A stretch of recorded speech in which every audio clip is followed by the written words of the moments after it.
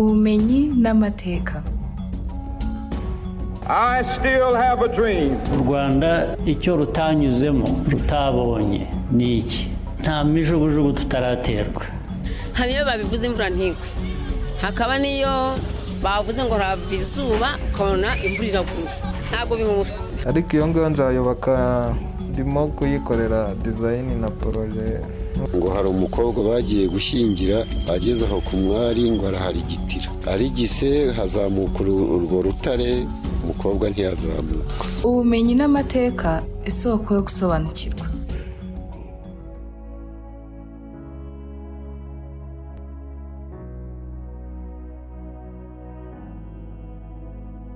Muraho, mu gihe twitegura kwizihiza umunsi w'umuganura ufite umuzi mu mibereho n'imibanire myiza mu Banyarwanda, munyemerere uyu munsi tuganire ku ikurwaho rya nyuma ry'uyu munsi.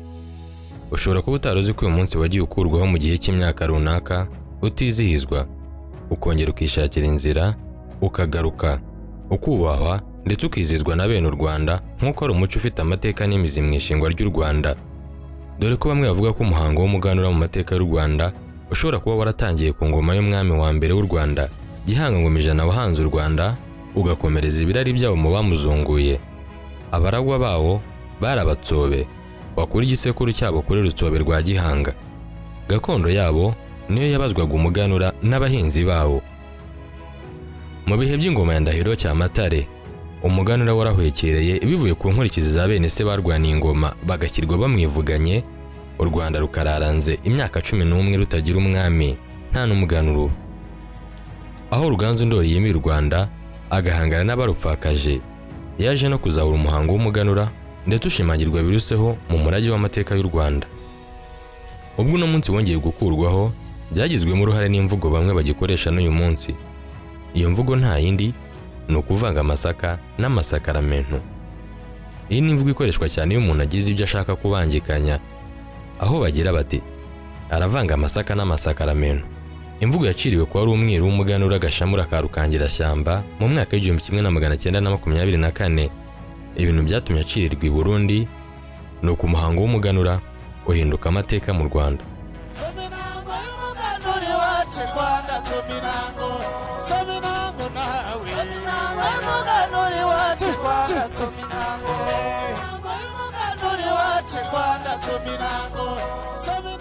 Njye wabateguriye nkaba ngiye no kubagezaho ikiganiro. Ndi Joe Bahizi, bahaye ikaze. Kuva mu mwaka w'1890 ubwo abazungu batangiraga kugerageza kwinjira mu gihugu cy'u Rwanda, ndetse barimo Dr. Oscar Baumann n'umudage wari ufite ipeti rya Lieutenant von Gotzen na bagenzi babo bagiye baza nyuma uko imyaka yagiye ikurikirana, ndetse bakitwaza iterabwoba kugira ngo babashe kubonana no kuvugana n'umwami. Imvugo turi kuganiraho ni imvano y'amasaka n'amasakaramentu yagize uruhare mu ikurwaho ry'umunsi w'umuganura by'igihe kinini, naho ugarukiye ntiwaba ugifite intege n'agaciro kugeza ubwo mu mwaka w'2011 Leta y'Ubumwe bw'Abanyarwanda yawusubizaga agaciro wahoranye. Amasaka ni igihingwa kiri mu mbuto nkuru z'u Rwanda, ashobora kuvamo ibyo kunywa nk'ubushera, ikigage ndetse n'ibindi bitandukanye. Uretse ibyo kunywa, ahubwo amasaka ashobora kuvamo n'ibyo kurya nk'umutsima benshi bakoresha ku munsi w'umuganura. Ibi biri mu muco w'Abanyarwanda. Naho amasakaramentu ni ijambo rituruka ku ijambo ry'Ikilatini sacramentum, rivuga amaturo umuherezabitambo yaherezaga Imana aherekejwe n'indahiro imbere y'abemera, ayigaragariza uko yemera yifitiye we n'umuryango we. Ni ibimenyetso bigaragara by'umwihariko by'Imana n'urukundo by'Imana byashyizweho na Kristo, maze bihabwa Kiliziya ye ngo bijye bitagatifuza imbaraga y'abamwemera. Amasakaramentu akaba ari 7: batisimu, ugukomezwa, ukarisitiya, penetensiya isakaramento ry'imbabazi, ugusigwa kw'abarwayi, ubuseseridoti mu nzego zabwo, ndetse no gushyingirwa. Dore byiza by'amasakaramentu, dore byiza muyahabwe, dore byiza umva, dore byiza.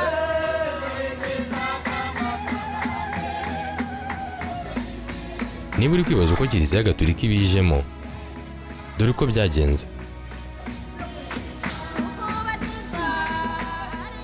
mbere y'uko abanyaburayi batangira umugambi wo kwiga abanyafurika ngo bayikoloneze, bari baratangiye gutera imirwi bimwe mu bikorwa bagomba kuyikoramo. Mu bikorwa bagiriye kuhakora harimo n'iyogezabutumwa ry'abanyamadini.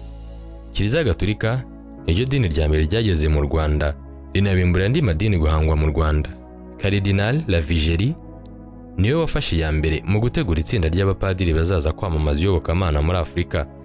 Nuko mu mwaka w'1864 ashinga umuryango yise abamisiyoneri ba Afurika b'abapadiri bera.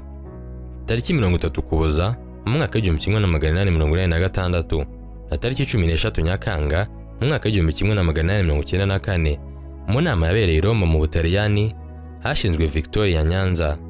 Iyi yari icyicaro cy'iyogezabutumwa bw'itorero Gatolika mu bihugu by'u Rwanda, Uganda, Tanzania, Uburundi, Kenya ndetse na Kongo. Gishingwa Musenyeri Laurent Venhac w'Umufaransa kugeza mu mwaka w'1899 ubwo yasimburwaga na Musenyeri Jean Joseph Helef w'Umufaransa. Mu mwaka w'1990 tariki 2 Gashyantare nibwo abamisiyoneri ba mbere bageze mu Rwanda, aribo Musenyeri Jean Joseph, Padiri Blald, Padiri Paulo ndetse na Frere Anselme. Kwakirwa na Mama Rugamba mu mwanya w'umwami byatewe nuko ari abapfumu ari barabiraguye banga ko umwami yakereka abo banyamahanga bashoboraga kumutera umwaku, ariko yaje kwemera kubona nabo bihaye Imana, anatera intambwe yo gutanga hubatswe misiyoni za mbere.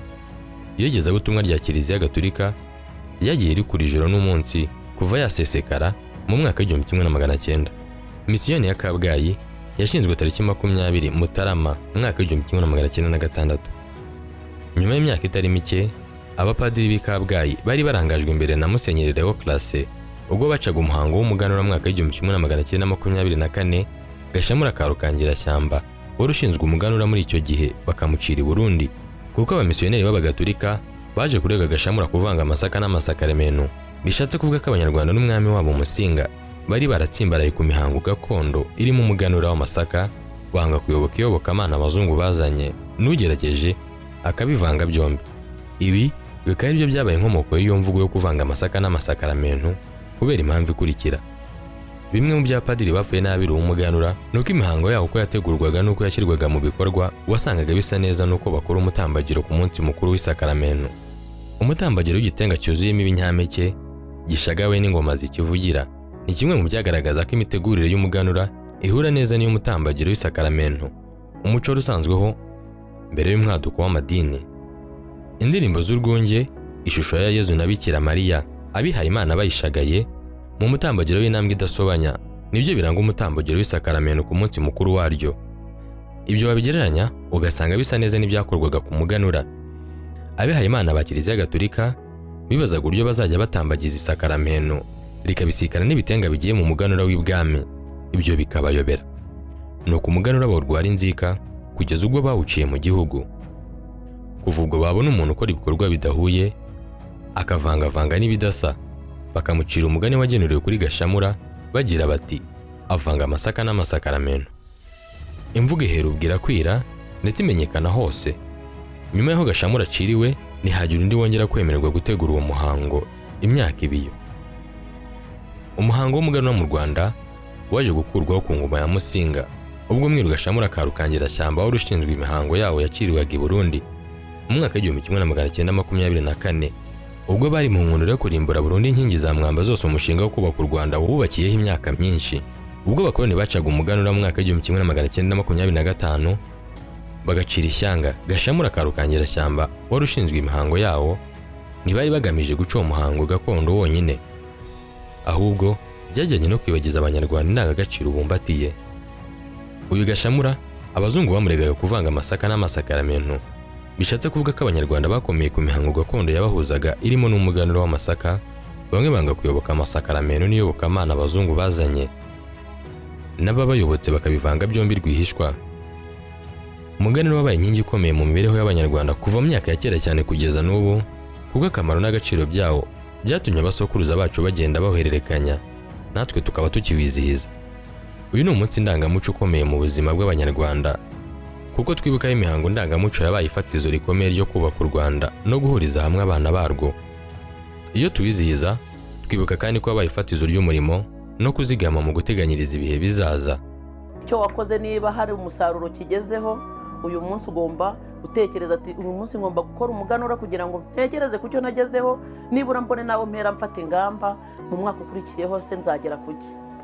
Umuganura umuntu aba agomba kureba ibyagezweho umwaka wose urangiye, akareba uburyo yateye imbere cyangwa se akareba nimba hari n'imbogamizi yahuye nazo kugira ngo abashe kwivugurura anategure neza umuganura utaha.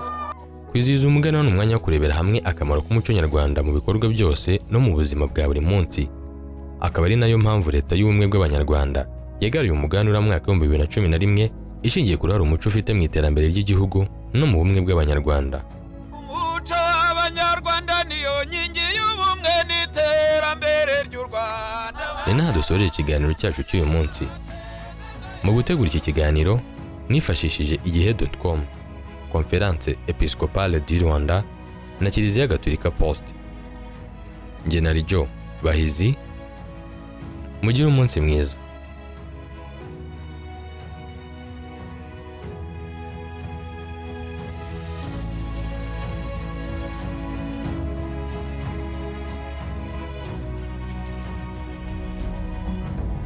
ubumenyi n'amateka. I still have a dream. U Rwanda icyo rutanyuzemo rutabonye ni iki? Nta mijugujugu tutaraterwa.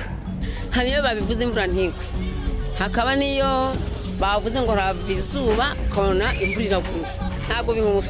Ariko iyo ngiyo nzayubaka, ndimo kuyikorera design na proje. Ngo hari umukobwa bagiye gushyingira, ageze aho ku mwari ngo araharigitira, arigise hazamuka urwo rutare, umukobwa ntiyazamuka. Ubumenyi n'amateka, isoko yo gusobanukirwa.